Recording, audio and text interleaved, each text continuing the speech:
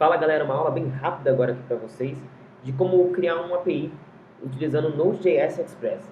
Bem rápido e bem fácil. Primeira coisa que você precisa fazer é baixar o Node, né? Se você está no Windows, é só acessar o link nodejs.org e clicar na versão LTS. Eu recomendo baixar sempre na versão LTS porque a corrente ainda não está instável, certo? Basta você clicar aqui, se você estiver no Windows, e executar o arquivo .exe, e no Mac é a mesma coisa, certo? Instalando o Node, já tem instalado, eu não vou instalar aqui, ele, na sua linha de comando, você já consegue iniciar ele. Como é que eu faço para iniciar um projeto em Node? Ah, é bem fácil, vamos lá. A primeira coisa que eu vou fazer é ir no meu caminho, onde eu quero iniciar o projeto. Então eu vou aqui na minha pasta dos documentos meu, pode ser em qualquer lugar que você quiser, certo? Eu tenho uma pastinha aqui chamada aulas. Opa! Tem uma pastinha chamada aulas e eu vou criar aqui um arquivo chamado API Node, certo? Eu vou entrar nesse arquivo. E assim que você baixou, quando você baixou o Node, você já tem um comando que é o npm. Então se você der um npm-v, o npm, que é o Node Package Manager, que é o manager de pacotes, né, um gerenciador de pacotes do Node, você vai ver a versão. Não precisa ser exatamente a mesma que a minha, né? Só precisa ter retornado uma versão para vocês, tá? Para iniciar um projeto em Node é bem simples. Você vai dar um npm init -y. O que ele vai fazer é bem simples, certo? Eu vou abrir agora essa pasta no meu editor de texto. Você pode usar o Sublime, você pode usar o PHP Storm, qualquer um que vocês gostem. Eu uso o VS Code, certo? Se você olhar aqui na pasta do arquivo do projeto que a gente criou, a gente tem só um package.json. Só isso aqui, o Node ele consegue tratar as suas dependências. Então aqui tem o nome, a versão, algumas configurações bem básicas. Isso aqui não é assunto para aula de agora. Basicamente você tem que entender que você não pode deletar esse arquivo, tá? Agora eu vou criar um arquivo index.js, onde vai estar a nossa aplicação, certo? E eu vou instalar agora a dependência do Node, que é o Express, que é para criar API. Então eu vou dar um npm install, certo? Express --save para poder salvar no nosso package.json, tá? Enquanto está instalando, vamos iniciar o nosso código. Então é bem simples. Eu vou abrir nosso arquivo aqui, index.js, tá? Primeira coisa que eu vou fazer, eu vou criar uma constante aqui. E nessa constante eu vou fazer um require, né? Veja que já criou até o arquivo Node Modules, eu já vou explicar para vocês o que é esse arquivo. Eu vou dar um require no nosso Express. É a primeira coisa. O Express ele retorna uma função, então eu preciso criar uma outra variável recebendo essa função, certo? Express, certo? Receber essa função, agora eu já iniciei o meu Express. Outra coisa que eu tenho que fazer é ativar, o Express ele não vem nativo, ativo para tratamento de JSON. A gente vai trabalhar com o JSON aqui só para poder ter o retorno da nossa API. Então, para a gente ativar o JSON, o tratamento de JSON dele é bem simples. Eu dou um app, né, que é a variável create, use, certo? Aí eu vou dar express.json, e é uma função, certo? Bom, então a partir daqui eu consigo tratar como JSON. No final de tudo do nosso arquivo, a gente tem que definir qual porta essa nossa API ela vai rodar. Então eu vou criar aqui uma constante chamada port, né, que vai ser a nossa porta, e eu vou definir qual porta que eu quero, tá? Só que tem um porém. Pode ser que no seu sistema operacional, essa porta que você definir aqui, que pode ser qualquer uma que você quiser, ela já esteja sendo usada, certo? Então a gente pode fazer uma forma aqui que, mesmo que a porta que eu quero não esteja liberada, ele inicie em outra porta. Como é que faz? Então eu vou dar aqui bem simples. Eu vou dar um process.env.port, certo? E essas duas barras verticais aqui. E eu vou dar aqui a porta que eu quero. Eu vou usar a porta 8039 que é a que eu uso, mas pode ser qualquer porta que você digitar, tá? Aí eu vou iniciar a nossa API. Como é que funciona? Eu vou dar um app.listen, né, para iniciar, abre e fecha parênteses, passo a porta como primeiro parâmetro, como segundo parâmetro uma função, certo? Então eu dito function, abre e fecha parênteses e abre e fecha chaves.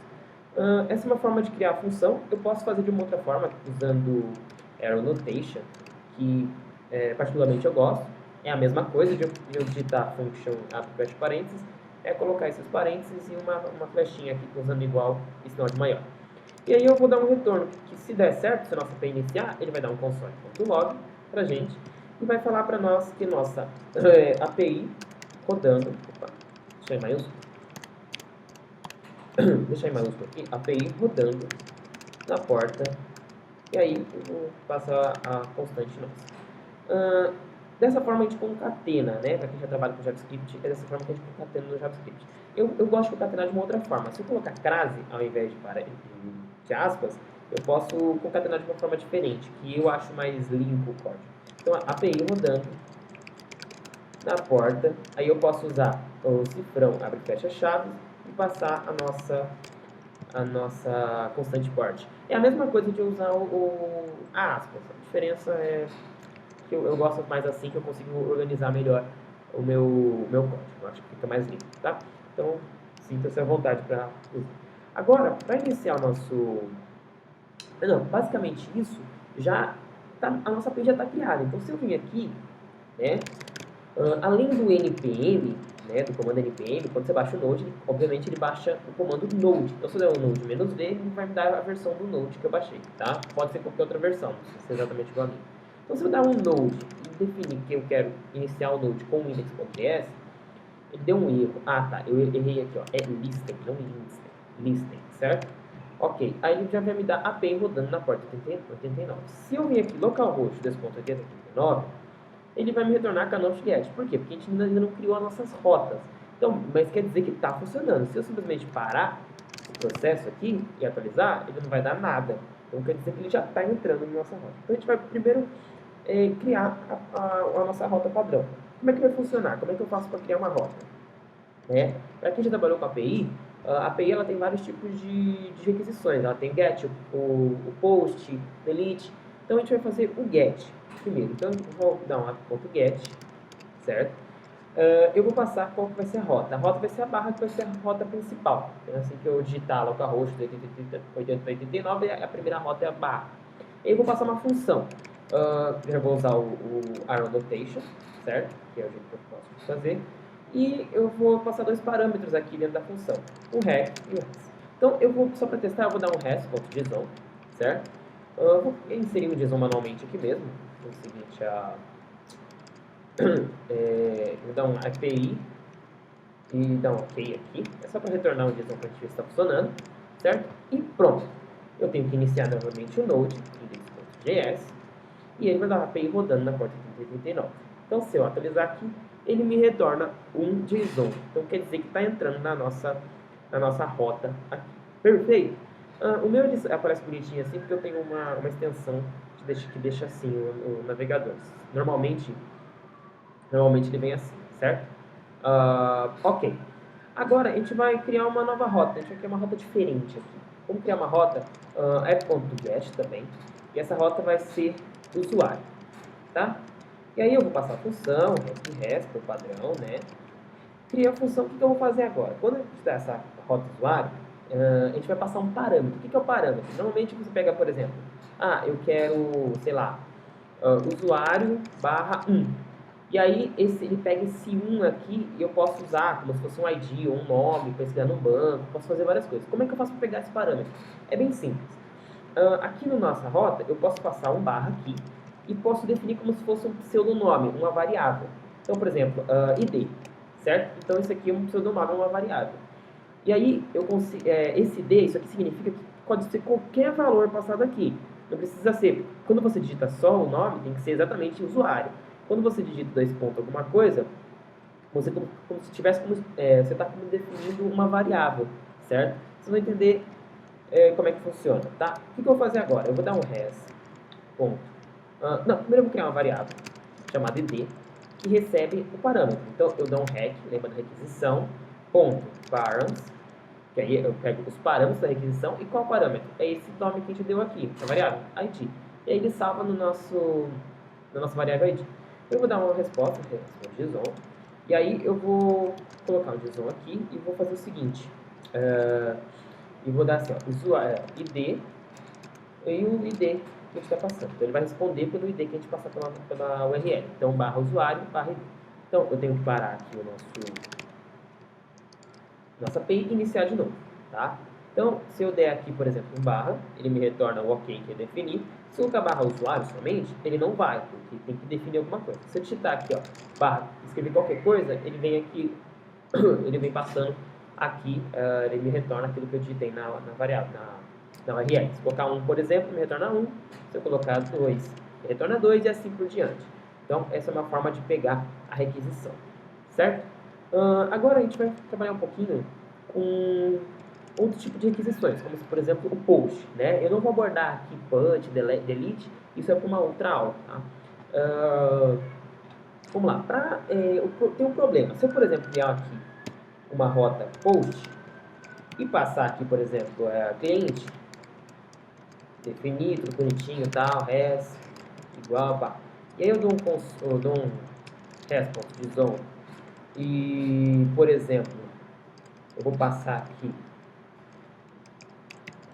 cliente recebendo true, por exemplo, e eu parar nossa API e iniciar de novo e entrar aqui no nosso navegador e digitar aqui cliente, ele vai dar um erro. Por quê? Porque é o seguinte, o navegador, por padrão, quando você digita uma URL, ele está mandando uma requisição GET. Ele não tem o poder de mandar requisição POST.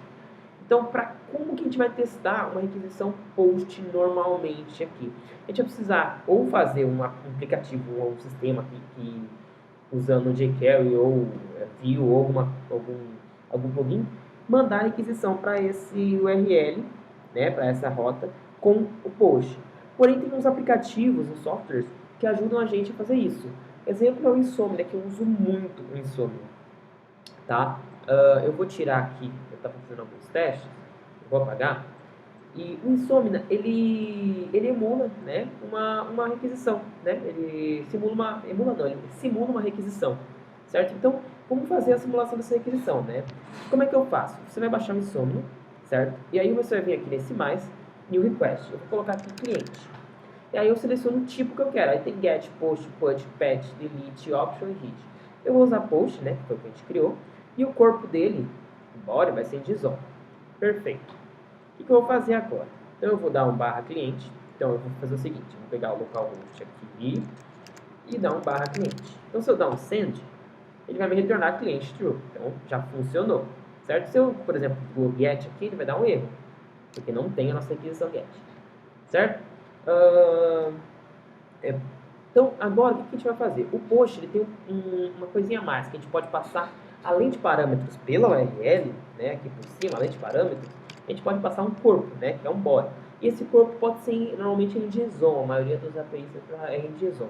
Então, por exemplo, se eu quiser fazer um insert no banco de dados, eu não vou ficar passando parâmetro aqui na URL, eu vou passar um corpo em JSON. Você vai entender melhor. O que eu vou fazer aqui? Eu vou fazer o seguinte, eu vou pegar e vou dar um res.JSON, certo? E vou dar um rec.body. Então, tudo que eu colocar no corpo, ele vai retornar. Né? Então, para poder pegar corpo, body, aí, dependendo do que eu passar, ponto o nome do atributo que eu passei pelo JSON. Então, como é que vai funcionar isso aqui? Deixa eu parar, iniciar de novo a nossa API. E aí eu vou fazer o seguinte, eu vou passar aqui o meu nome. Vou fazer o seguinte, nome, João, passando JSON. E aí eu posso enviar. Ele vai me retornar nome JSON. Se eu passar, por exemplo, a e-mail, joão@gmail.com. Ele me retorna exatamente o que eu enviei, porque eu estou pedindo para ele fazer isso, certo? Ele retornar exatamente o que eu enviei. Eu posso também, por exemplo, pegar essa uma variável aqui, ó, name, certo? Rec.body.nome, né? Meu nome só. Então ele só vai mostrar o nome, ok? Eu vou parar de novo nossa API iniciar, e aí eu vou enviar. Pode ter um erro. Nome is not defined. Não foi definido. Rec.body. Opa, eu coloquei name em português mesmo. Tá. Então eu vou vir aqui de novo. Parar iniciar nosso projeto de novo. E aí eu venho aqui em si e envio. Então ele me retornou só meu nome, João. Mesmo que eu insira qualquer outro dado aqui, ele só vai retornar o João, porque eu pedi só para ele retornar o João. Entendeu? Então isso vai retornar o João. Aí eu posso vir pegar, salvar aqui, sei lá, o e-mail, né? O e-mail. E desses valores eu posso fazer o que eu quiser. Eu posso inserir no banco de dados, eu posso criar um arquivo de texto, eu posso... Existem N coisas que eu consigo fazer com esses valores. E além disso, também, mesmo com o post, também dá para passar pela URL, pela URL também.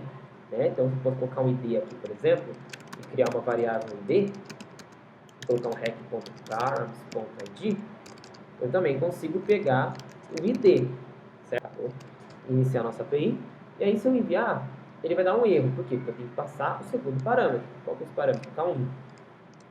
Aí me retornou 1. Vou colocar aqui João. Aí me retornou João. Então, além de eu passar parâmetros aqui pelo bora, eu também consigo passar... além de passar um bora, eu também posso passar parâmetros pela URL. Perfeito? Então, com isso, você pode construir as suas APIs. Tá? Então é isso, por hoje é só. Tá? Se vocês quiserem um curso, se vocês quiserem mais esse tipo de aula sobre API, se vocês quiserem um curso mais intensivo, eu vou estar lançando um curso completo de Node.js com a Ionic. Então você vai aprender a desenvolver aplicativos utilizando HTML, CSS e JavaScript, né, com Angular 8, porque o Ionic 4 ele usa o Angular 8. Então esse curso já integra Ionic 4, Angular 8, Node.js e MySQL. Então você vai aprender a desenvolver do zero um aplicativo, tanto para Android quanto para iOS, utilizando o Ionic. Então assim, eu vou estar lançando esse curso. Se vocês tiverem interesse, eu vou estar deixando um link aí para você se inscrever, né, no nosso newsletter. Assim que sair esse curso, eu vou estar avisando vocês, tá bom? Então, muito obrigado por assistir. Até mais.